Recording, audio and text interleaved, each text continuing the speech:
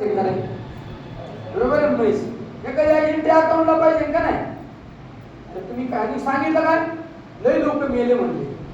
मगाशी भुजबळ सरांनी सांगितलं, आम्ही दिलंच लय लोक मेले म्हणले कोविड सेंटरला. त्या सत्तेचा किती गैरवापर करावा.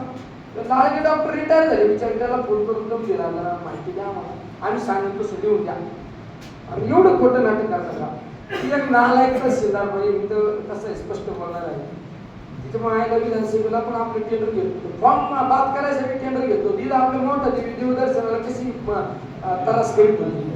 आणि आता काहीतरी आपल्या विरोधात पोस्ट टाकली गेली, आपलं काहीतरी कार्यकर्त्याचं नाव टाकून, अरे नालायक कोविड सेंटरचं गॅस तर तुझी इकला सगळा. आपला अंतर बरं असल्याला माहिती आपण कोविड सेंटर निर्माण काम केलं काय ते.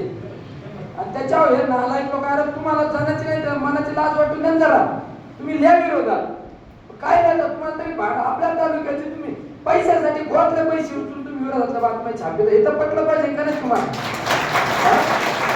आम्ही भ्रष्टाचार केला असेल ना, यायला चौकात फाशी घेईन आलेलेच नाही की काय सुरू करत ना. काहीतरी लोकांना दिशाभूल करायच्या, बाहेरच्या तालुक्यातल्या लोकांना दाखवायचा प्रयत्न करायचा का? अरे मी परमेश्वराच्या एखाद्या मंदिरात हात ठेवून सांगेन, निलेश लंके आतापर्यंत स्वतःसाठी जगला नाही. माझा पगार मी माझ्यासाठी नाही घेतला.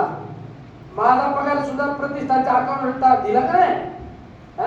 अरे जे माझ्या चोळीत मिळालं दान ते सुद्धा गोरगरीबांच्या पोरांना वाटले. साहेब खरंय साहेब, जे दान मी दिलं ना, मी माझ्या घरात 1 रुपयाला दिला असं ना, मी आत्ता विधानसभा आहे लोकसभेच्या निवडणुकीत घरी जाऊन बसेल आत्ता. अरे तळतळ आहे माझी. मी परमेश्वराला साक्षी घेऊन काम करतो म्हणून मला देवाने एवढं भरभरून.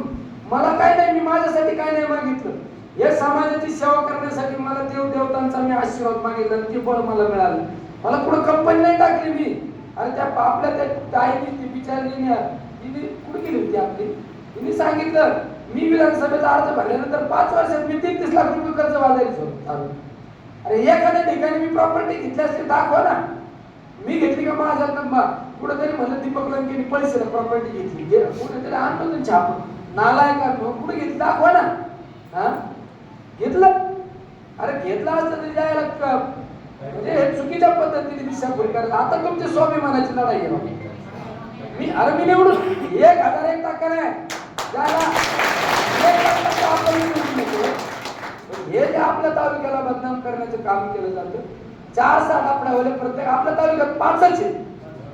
त्याच त्यांनी सांगायचं दादा साहेब, अरे तुला नाही लागत तू त्याच्या घरी जाण्याचं त्याला तुझ्या घरी बोलव. समाजासाठी काय हे सगळे भोकातात ना आपल्या विषय संदीप.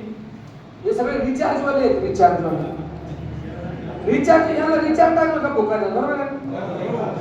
मोबाईल नाही का, मोबाईल कवर चालवतो.